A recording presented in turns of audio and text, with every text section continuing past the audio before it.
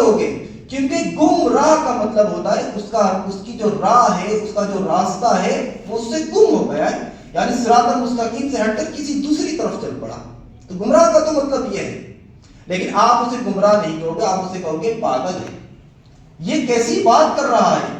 یہ کہہ رہا ہے کہ میں بغیر اسباب کے آیا ہوں. اب اس سے پوچھو تیرے ماں باپ ہیں؟ کہے گا ہاں میرے ماں باپ ہیں.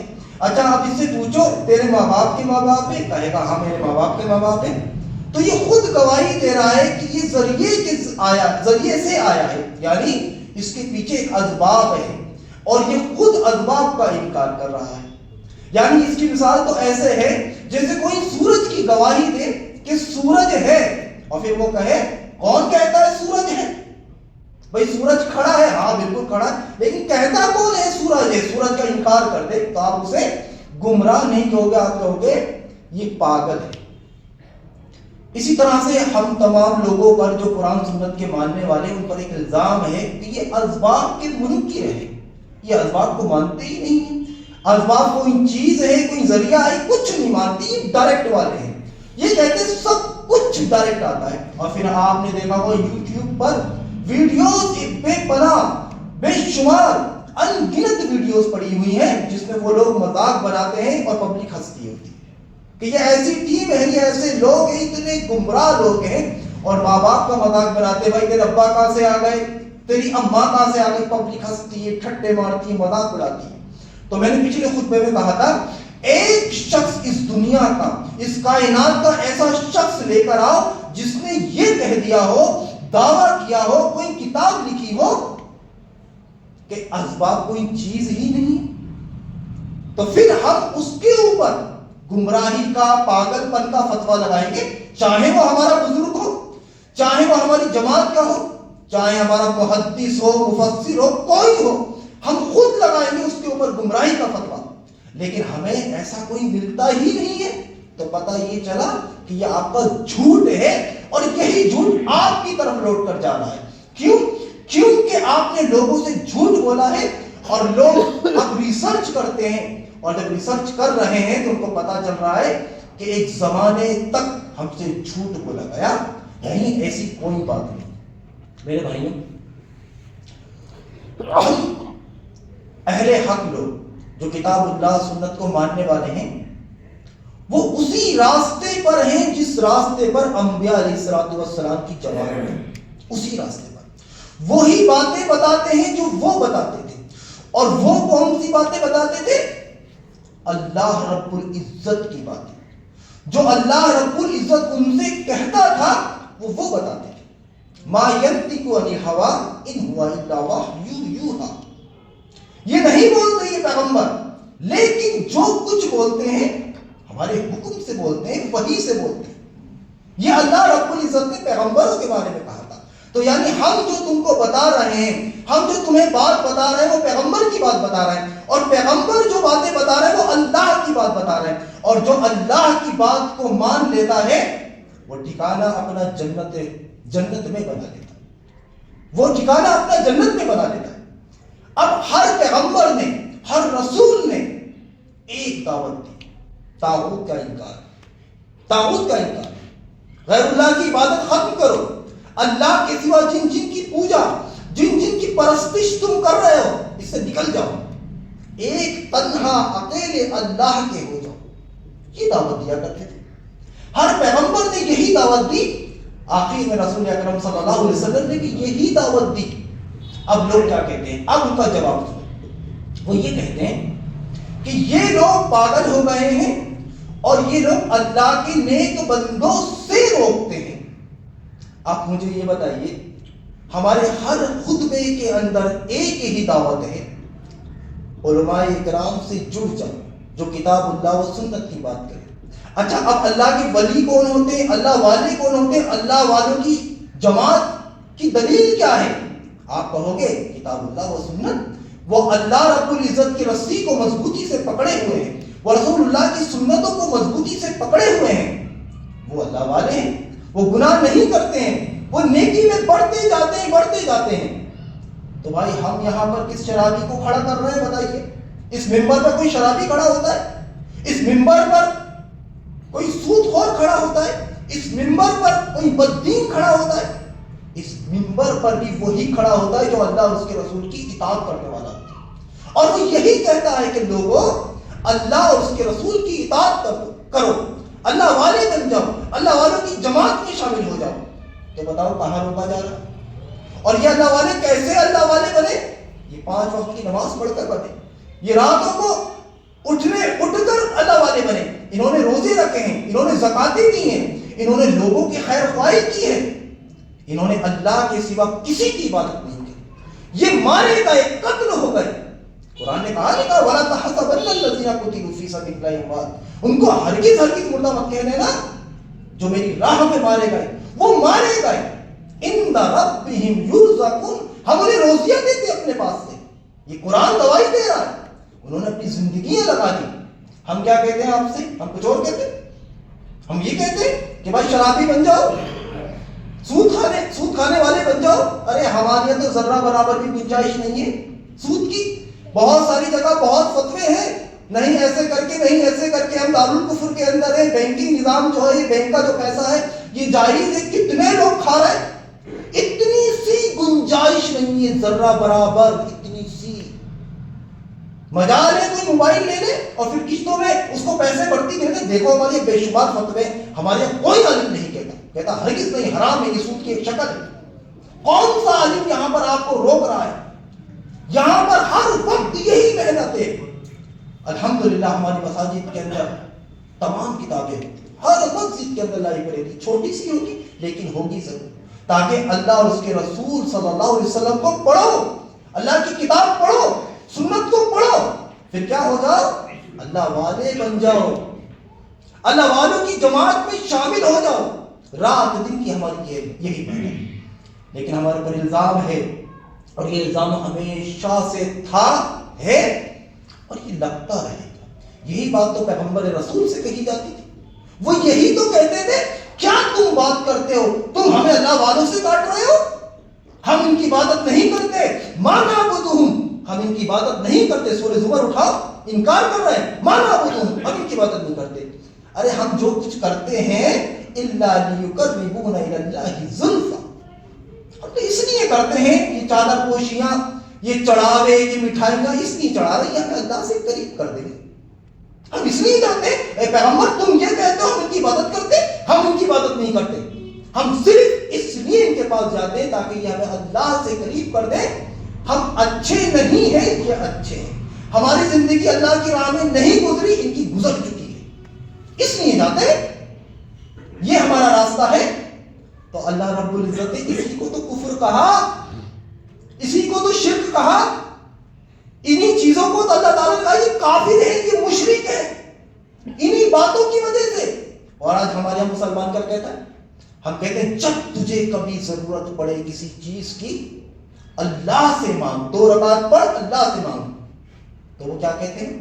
ہم ان کی عبادت نہیں کرتے، اور چیلنج کرتے ہیں بتاؤ جتنے بھی بزرگان دین ہیں ان میں سے کون ہے اور کون سا شخص ہے جو یہ کہتا ہے کہ فلاں بزرگ اللہ ہے؟ تو مجھے بتا دو ذرا، کون سا مشرکین مکہ یہ کہتا تھا لات اللہ ہے، منات اللہ ہے، ہبل اللہ ہے؟ بتاؤ کون سا مشرکین؟ جاؤ چیلنج ہے میرا، ایک نہیں کہتا تھا۔ پتہ ہے کیا کہتے تھے؟ کہتے تھے اللہ کے شرکاء ہیں، کہ اللہ نے ان کو شریک کر دیا۔ آج مسلمان انڈائریکٹلی کیا کہہ رہے ہیں؟ اللہ تعالیٰ نے ان کو اختیارات دے دیے، نہیں کہتے؟ یہ اللہ نے ان کو ذمہ داری دے رکھی ہے، اب میرے بندے آئے کیونکہ نعوذ باللہ من ذالک تقریر کفر ناباشد، ہماری طاقت کم ہو چکی ہے سننے کی، تو اس لیے ان کو ہم نے ڈیوٹی پر لگا دیا۔ معاذ اللہ، استغفر اللہ، ایسی باتیں تم سوچتے ہو اللہ کے تعلق سے؟ آؤ میں تمہیں اللہ کی شان بیان کرتا ہوں تمہارے سامنے۔ آج کی ساری سائنس فیل، سارے کیمراز فیل، ساری طاقتیں فیل، یہ سارے وائس ریکارڈر سب فیل ہیں اس کی قدرت، اس کی طاقت کے سامنے۔ اب مجھے بتاؤ کون سا ایسا کیمرہ ہے جو اس روئے زمین پر ہے کہ ایک کالا پہاڑ ہے، کالا اندھیرا، کالا پہاڑ، کالا اندھیرا، کالی چوٹی اور اس کے چلنے کی آواز، اور وہ کون سا کیمرہ ہے جو اس کو ریکارڈ کر رہا ہے، اس کی چلنے کی آواز سن کر تم کو سنا دے؟ ہے کوئی ایسا کیمرہ؟ ہے اتنی ٹیکنالوجی ہائی؟ اس دنیا پر ہو سکتی ہے؟ اللہ رب العزت اپنی شان بیان کر رہا ہے، اپنی شان۔ اللہ رب العزت ایسا ہے میرے بھائیوں، تم نے اللہ کی قدر نہیں جانی۔ وما قدر اللہ حق قدری، ارے جانی ہی نہیں تم نے قدر، ما قدر اللہ حق قدر، نہیں جانی تم نے، تم اللہ کی قدر جانو۔ اللہ رب العزت کی شان ایسی ہے، کالا اندھیرا، کالی چوٹی کالے پہاڑ پر چلتی ہے، چلتا ہوا دیکھتا بھی ہے اور اس کے پیروں کی چلنے کی آواز بھی سنتا ہے۔ تم کہاں ہو؟ کن کو واسطہ وسیلہ بنا رہے ہو؟ کن کے پاس جا رہے ہو؟ اپنے رب کو چھوڑ کر کدھر جا رہے ہو؟ اور کہاں ہے، کون سی دلیل لاؤ ہمارے سامنے جو قرآن نے کہا کہ اللہ کو چھوڑ کر غیر اللہ کی طرف جاؤ؟ لاؤ، دیو، ہاتھو برہانکم ان کنتم صادقین، اگر تم سچے ہو دیو دلیل، ہمیں ایک دلیل دو۔ اگر اللہ نے کہا تو فوراً نماز کا ذکر کرا، یا ایھا الذین آمنوا استعینوا بالصبر والصلاۃ ان اللہ مع الصابرین، اے ایمان والو صبر سے کام لینا، نماز کے ذریعے سے کام لینا، صبر کرنا، کیونکہ صبر کرنا انبیاء کی سنت ہے۔ یہ میرے انبیاء کے راستے پر چلنا، بہت صبر کیا، صبر کرتا اگر کوئی مصیبت آ جائے، نماز پڑھتے رہنا، مجھے پکارتے رہنا۔ کہاں ہے، کون سا وسیلہ ہے بھائی؟ اللہ کو پکار دے گی، اس کی تسبیح بجا لاؤ، نماز پڑھو، اللہ کو پکار۔ رسول پیغمبر ہمارے لیے آئیڈیل نمونہ ہے۔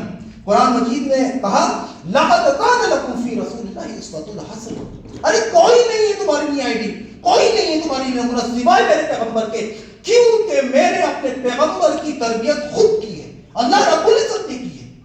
اللہ رب العزت نے آپ صلی اللہ علیہ وسلم کی تربیت کی، آپ کو بتایا ہے، سمجھایا ہے، قدم قدم پر آپ کی رہنمائی کی ہے۔ تو پھر آئیڈیل کون بنے گا؟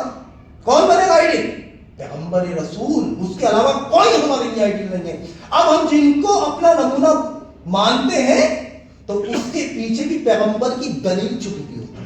اگر ہم ابو بکر صدیق کو آئیڈیل مان رہے ہیں تو اس کے پیچھے، ان کے پیچھے پیغمبر رسول کی دلیل چھپی ہوئی ہے، وہ پیغمبر رسول کی اطاعت فرما برداری کرنے والے تھے۔ اگر ہم حضرت عمر کا نام لیتے ہیں تو حضرت عمر کی زندگی اٹھا کر دیکھو، پیغمبر رسول سے میچ کھاتی ہے۔ اگر ہم حضرت عثمان کی اطاعت فرما برداری کرنے والے ہیں تو اس کے پیچھے رسول اللہ صلی اللہ علیہ وسلم کی نافرمانی ذرہ برابر نہیں کی ہے انہوں نے، اس لیے ہم ان کو آئیڈیل مانتے ہیں، اور ہم ہر اس ایک کو آئیڈیل مان لیں گے جو رسول اکرم صلی اللہ علیہ وسلم کے ہو بہو نقش قدم پر چل کر دکھائے۔ ہمارے لیے وہ آئیڈیل ہے، ہمارا امام ہے وہ۔ اسی لیے اماموں کو آگے کیا جاتا ہے کہ یہ شریعت پہ چلنے والے ہیں، یہ اللہ اور اس کے رسول کی شریعت پر چلتے ہیں، اس لیے امام کو آگے کیا جاتا ہے۔ کیوں پیچھے کرا جاتا ہے مصلیوں کو؟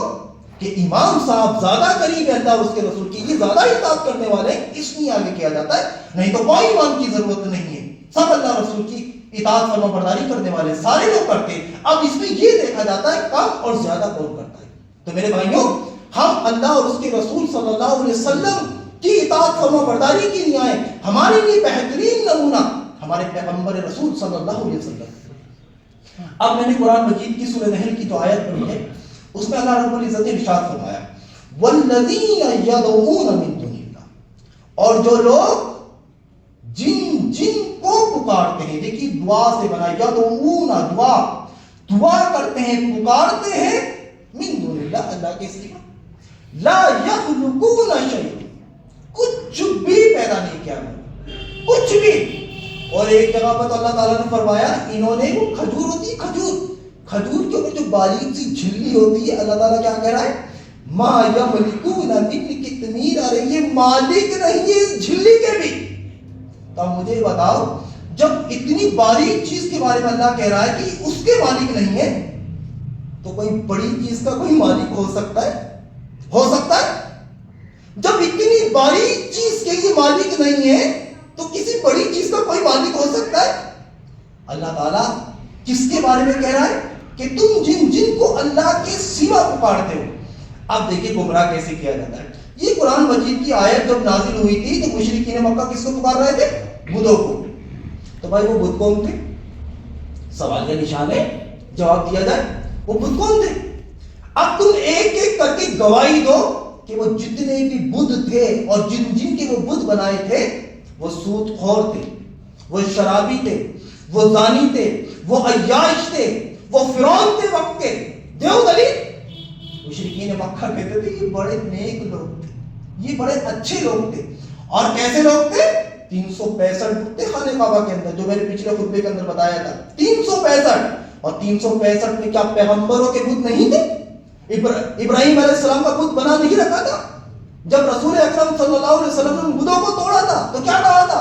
ہائے افسوس انہوں نے تو ابراہیم کا بھی بت بنا ڈالا، میرے باپ کو نہیں چھوڑا. وَقُلْ جَاءَ وَذَاقَ الْبَاطِلُ إِنَّ الْبَاطِلَ كَانَ زَهُوقًا. دیکھیں قرآن کی آیت نازل ہوئی اور رسول اللہ صلی اللہ علیہ وسلم یہ آیت پڑھتے جا رہا ہے اور بتوں کو توڑتے جا رہا ہے. ابراہیم علیہ السلام کے بت پر پہنچے، بڑے افسوس کے ساتھ کہا ہائے ظالموں تم نے میرے باپ کا بھی بت بنا ڈالا. کیوں کہا؟ کیونکہ ابراہیم علیہ السلام بت توڑنے والے تھے، آگ میں اس لیے ڈالا گیا تھا بت توڑنے کی وجہ سے. اب سنو، اللہ رب العزت مشرکین مکہ کو بدوں سے روک رہا تھا یا نیکوں سے روک رہا تھا؟ جی میرا سوال ہے، کس سے روک رہا تھا؟ کس سے روک رہا تھا؟ نیک لوگوں سے روک رہا تھا. اور جب وہ نہیں رک رہے تھے اور جب ان کو پکارے چلے جا رہے تھے تو اللہ کا فتویٰ کیا آیا؟ کیا فتویٰ آیا؟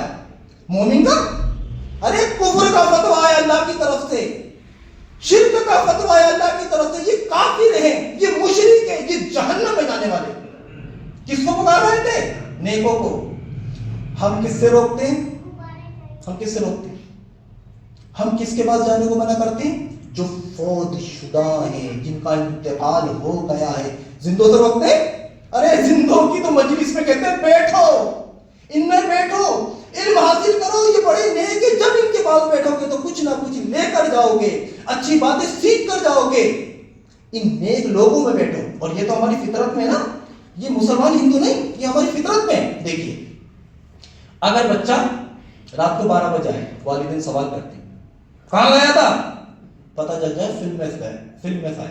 اگر ماں باپ اچھے نیک ہیں تو اس کی پڑھائی ہوتی ہے. فلم میں گیا تھا، برے کام میں گیا تھا، بہت مانتے. لیکن بچہ کہتا ہے ابا واز میں سے آیا، تو باپ کیا کہتے ہیں؟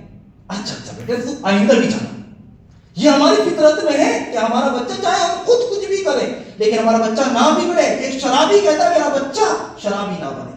تو یہ ہماری فطرت میں ہے کہ ہمارے بچے کیا بنے؟ نیک بنے، نیک لوگوں میں بیٹھے.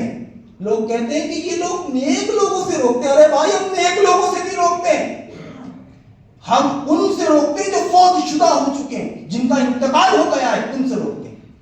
ایک بات. اب ایک بات مجھے بتاؤ، اس دنیا کے اندر، اس کائنات کے اندر ایک شخص کا، اس کا نام بتا دو جو انتقال اس کا ہو گیا ہو اور وہ شرابی ہو، کبابی ہو، بھنڈاری ہو، دنیا بھر کے اس کے اندر جتن ہو اور لوگ جاتے ہیں اس کے پاس، اس کی قبر پہ، اور جانے کے بعد کہیں وہیں پر چادر چڑھاؤ، مرادیں رکھو، بڑا کمینہ آدمی تھا. کوئی ایسا ہے؟ کوئی ایک شخص لے کر بڑی شراب پی، اس لیے میں چادر چڑھانے آیا ہوں.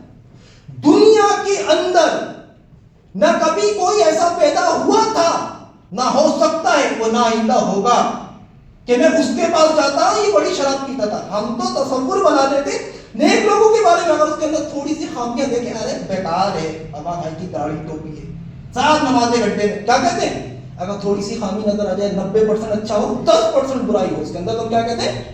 بیکار آدمی ہے، ایسے جہنم میں جانے والے لوگ. اور کوئی شرابی ہو، برا ہو، بدکار ہو تو ہم کیا تصور کرتے ہیں؟ بس اللہ معاف کر دے، یہی کافی ہے، بڑا کمینہ ہے. یہ مرنے کے بعد کی باتیں ہماری. بس بھیا میں کچھ نہیں کہتا، اللہ معاف کر دے، بہت اللہ کا کرم ہے، لیکن یہ تو گیا جہنم میں.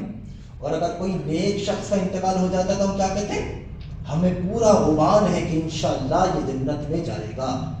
تو اب مجھے یہ بتاؤ، اس دنیا کے اندر کون سا شخص ہے جو شرابی کبابی کے پاس جائے گا؟ وہ مر گئے، ان کے پاس چل رہا ہے مرادیں لے کر. ارے دنیا کے اندر کوئی جاتا ہی نہیں ہے، اللہ تعالیٰ نے روکا ہی نہیں ہے، کیونکہ اللہ تعالیٰ جانتا ہے تم انسان ہو، میں نے تمہیں عقل دی ہے، یہ کام تو تم خود بھی نہیں کرو گے.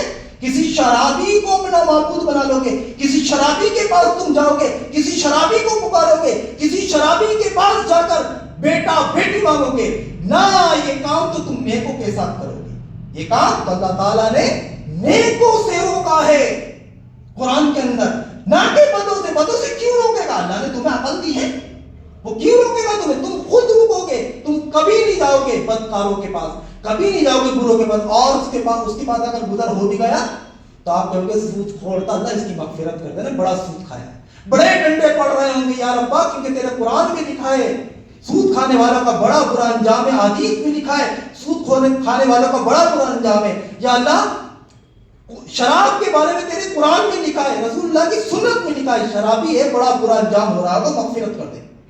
ہمیں اللہ نے فوت شدہ لوگوں سے روکا ہے, یعنی جن کا انتقال ہو گیا ان سے روکا ہے, پوری دنیا کو روکا ہے. کوئی مت جاؤ جس کا انتقال ہو گیا, نہ ان کا بت بناؤ, نہ ان کی قبر بناؤ, نہ کسی درخت کو پوچھو, نہ کسی تاک کو پوچھو, کسی چیز کو مت پوچھو, صرف مجھے پوچھو. میں ہوں پوجنے کے لیے, میں ہوں تمہاری دعاؤں کو قبول کرنے والا, میں ہوں. اب میں آخری بات ختم کر کے, اب آخری بات کہہ کر اپنی ختم کرتا ہوں. ایک مثال دیتا ہوں. لوگ کہتے ہیں یہ ہمارے واسطے ہیں, وسیلے ہیں. حالانکہ میں نے پچھلے خطبے کے اندر واسطے, وسیلے, اس پر ایک الحمدللہ ایک اچھا خطبہ دیا تھا, لوگوں کی جو سمجھ میں ہے ایسا خطبہ دیا تھا. اب میں آپ کو ایک آخری بات بتاتا ہوں, مثال دیتا ہوں, اور مثال ایسی ہے آج کے دور میں وہ سب کے پاس ہے وہ چیز, یہ جو ہمارا موبائل ہے, موبائل یہ بات کرنے کا کیا ہے, بات کرنے کا کیا ہے بولو, اسباب ہے نا, ذریعہ ہے. ابھی زبیر بھائی, میں میرے سے کانٹیکٹ نہیں ہو پا رہا تھا, شاید رات ہماری بات ہوئی خطبے کے لیے, تو ان کے اور میرے درمیان واسطہ کیا بنا, کیا بنا, موبائل بنا نا, ذریعہ, موبائل ذریعہ, ٹھیک.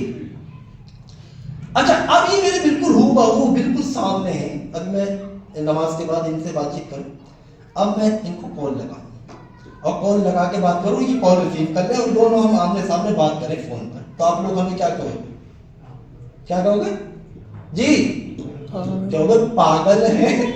پاگل کی کیا بات ہے بھائی, موبائل اسباب ہے, موبائل ذریعہ, کھاؤ قسم, قسم کھا کر بتاؤ موبائل ذریعہ نہیں ہے.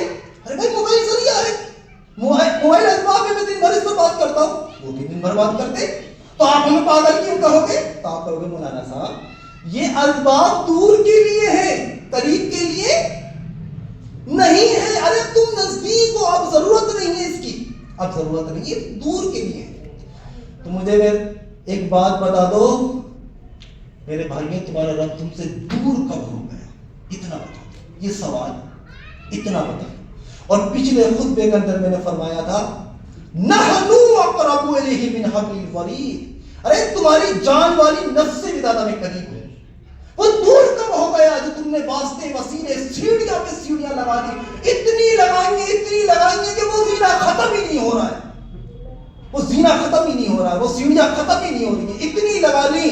اللہ کہہ رہا ہے میرے بندے مجھے پکار, ہر پکارنے والے کے سوال کا جواب دیتا ہوں. وَإِذَا سَأَلَكَ عِبَادِي عَنِّي فَإِنِّي قَرِيبٌ, ارے پکار میرے بندے, ہر پکار کا جواب دیتا ہوں. میرے بھائیو اس کو پکارو, وہ سنتا ہے. انشاءاللہ کبھی آگے موقع ملے گا تو اس کا میں تیسرا خطبہ دوں گا. آخر میں اللہ تعالیٰ سے دعا ہے, اللہ تعالیٰ ہم سب کو کہنے سننے کا عمل کی توفیق عطا فرمائے. یا اللہ ہمیں جتنے بیمار ہیں انہیں شفا کاملہ اجر عطا فرما. یا اللہ بے روزگار کو کام عطا فرما. یا اللہ ہمارا روزگار کام میں ترقی عطا فرما دے.